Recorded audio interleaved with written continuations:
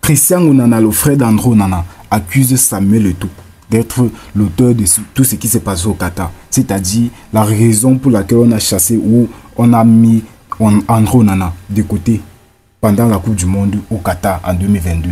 Écoutez sa version, écoutez cette vidéo. Ils ne vont jamais vous dire ce qui s'est passé au Qatar. On en a été chassé au Qatar comme un malpropre. Il y avait quoi qu'on ne pouvait pas attendre et revenir arranger au Cameroun. Mais ils ont préféré botter le petit, le chasser d'une Coupe du Monde. Vous savez, ce qui veut dire chasser un joueur en pleine Coupe du Monde. Parler du sujet André Onana, parce qu'André Onana, pour moi, c'est une chance pour le Cameroun, pour l'Afrique, c'est un monument. C'est un don que Dieu nous a donné. Il y a beaucoup de pays qui rêvent avoir un demi-André Onana dans leur effectif. Ici, je profite pour rassurer tous les fans d'André Onana, tous les Camerounais qui soutiennent André Onana. Et je leur assure qu'André Onana n'a aucun problème à Manchester. Il se porte très très bien, bien au contraire. Il a gagné toute la confiance du staff technique et administratif de Manchester United. André Onana aujourd'hui est comme la locomotive de ce groupe parce que c'est lui le leader, ça il faut le dire. C'est André Onana qui est le leader de ce groupe, c'est lui qu'on appelle avant chaque match pour essayer de donner les consignes afin qu'il galvanise les troupes. Contrairement à ce qu'un crépuscule de personnes qui, depuis le problème qu'il y a eu au Qatar, essayent de noircir André Onana dans les réseaux sociaux, j'ai dit, c'est très très faux. Ils ne vous diront pas la vérité. Ils essayent juste de manipuler le peuple. Et 90% de ce qu'ils disent est totalement faux. Et comme je suis sur le plateau, moi je ne peux pas venir perdre mon temps ici, je vais vous dire certains trucs qu'ils ne vous diront jamais. Par exemple, on a présenté André Onana comme anti-patriote.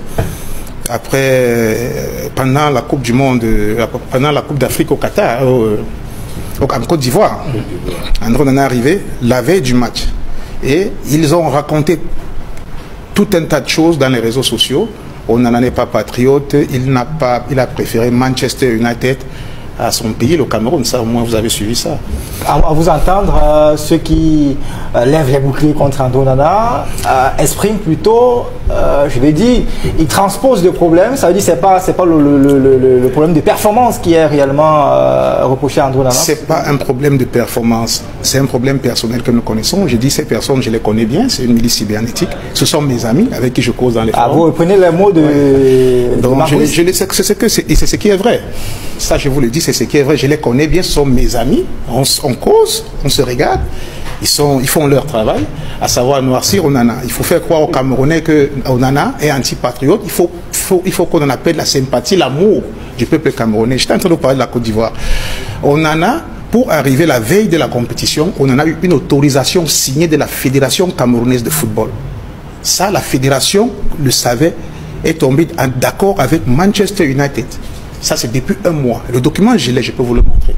C'est un document que Manchester a demandé, parce que Manchester voulait utiliser Onana pour la compétition. Jusqu'au 14 janvier. Et la fédération mettait la pression pour qu'on en vienne en Coupe du Monde. Alors, il fallait couper la poire en deux.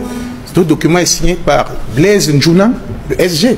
On n'en a fait que respecter les consignes, les clauses du document. Mais quand il arrive, comme le document le signifie, on fait croire qu'on en a est anti-patriote, il n'aime pas le Cameroun. Pareil, au Qatar, ils ne vont jamais vous dire ce qui s'est passé au Qatar. On en a été chassé au Qatar comme un malpropre.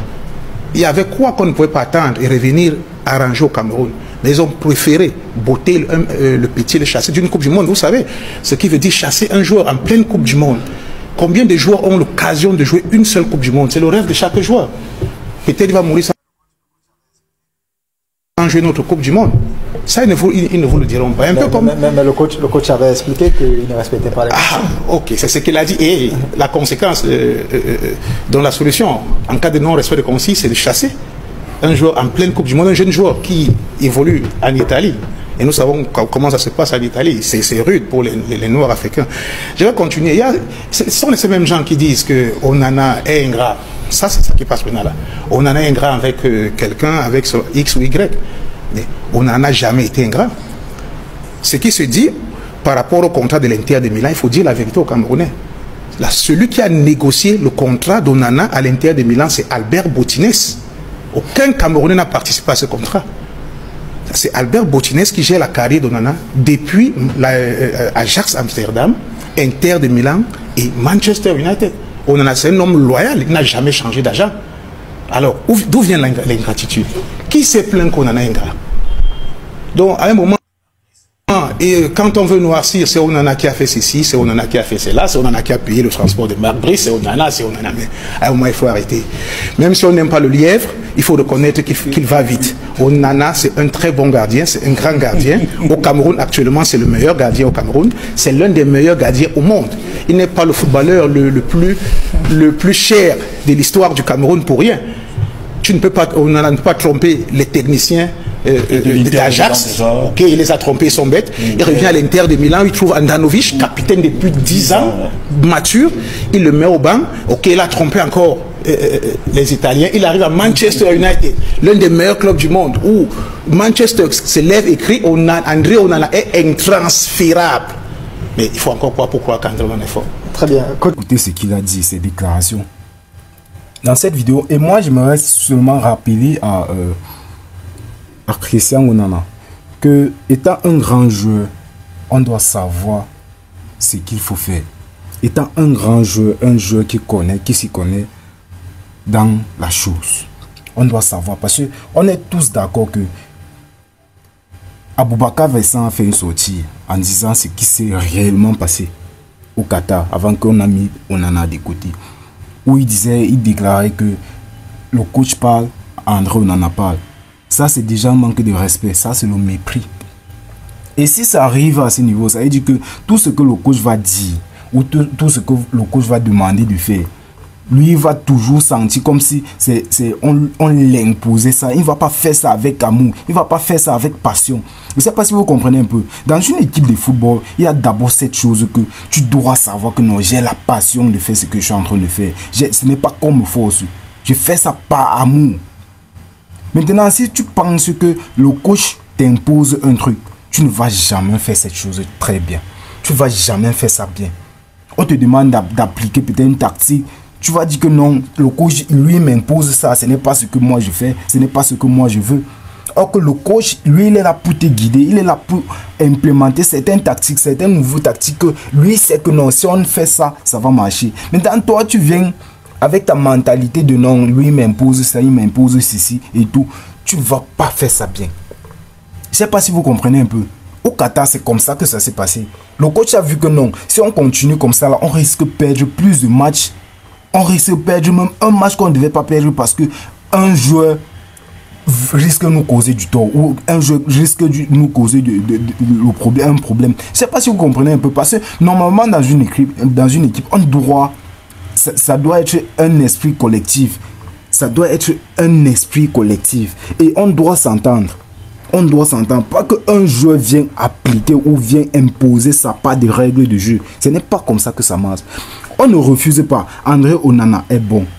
Ça peut se voir. Ça peut se voir actuellement. Il joue à Manchester United. Et ça peut se constater que non, c'est un bon joueur. C'est un grand gardien. Il est presque le meilleur au monde. Là, on ne discute pas. On ne discute pas. Mais en tant que grand gardien, je me pose juste la question. Pourquoi quand il revient au pays, il fait un peu genre.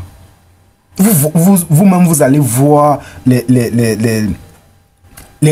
ballons qu'on en a sauvé là-bas à Manchester United. Vous allez vous constater. Regardez un peu les matchs de Manchester United. Regardez seulement les quelques minutes de Manchester United, les arrêts d'André Onana. Vous allez constater que c'est un grand gardien. Mais pourquoi est-ce que quand il arrive aussi ici au Cameroun, Onana devait normalement être capitaine de l'équipe? Il devait normalement être, mais juste à cause de son comportement, de son ingratitude, parce qu'à un niveau c'est l'ingratitude, et son frère est en train d'essayer de dire que non, il n'a jamais changé d'agent, il n'a jamais changé de manager. Actuellement c'est Albert Boutinez qui a été et qui est toujours l'agent de André Onana.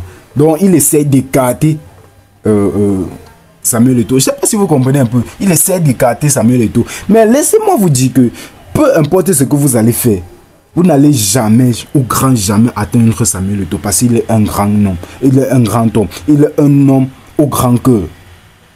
Il est un homme au grand cœur. Et tout ce qu'il fait, il fait qu'avec amour. Il le fait avec amour.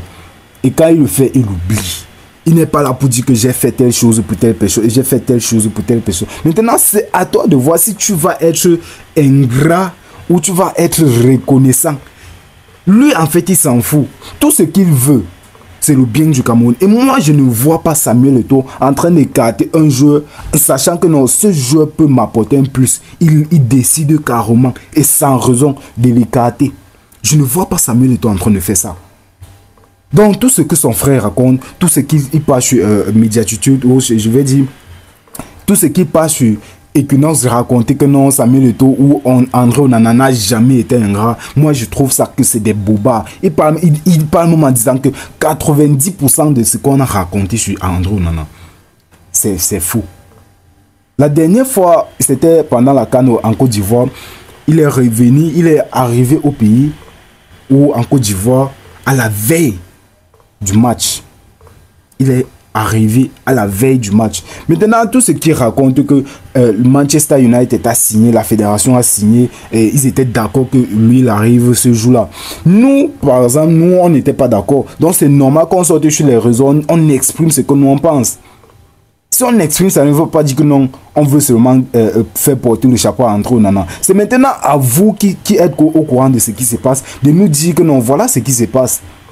Toi, maintenant, tu viens sur un plateau de télévision, dis que non, tout le Cameroun veut seulement faire porter le chapeau à André Onana, ou on veut que non, tout ce que André Onana fait est faux. Ce n'est pas comme ça qu'en tant que grand frère, en tant que conseiller, doit réagir. Déjà, pour commencer, nous les Camerounais, nous ne connaissons pas ce qui se passe en bac. Si Manchester United a signé, la fédération a signé et ils sont d'accord, ils se sont mis d'accord que André Onana arrive à la veille.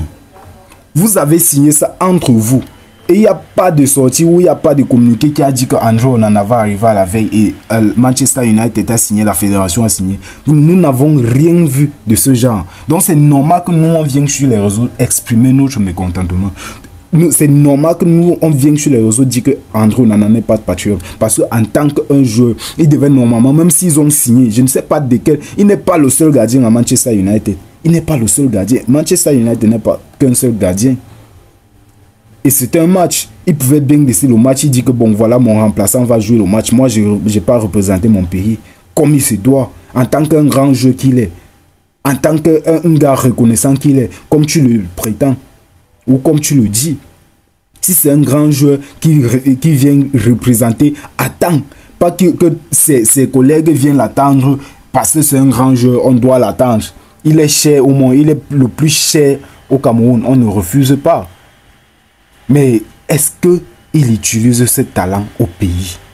Est-ce qu'il utilise assez au pays? C'est la question qu'on se pose. C'est la question qu'on se pose.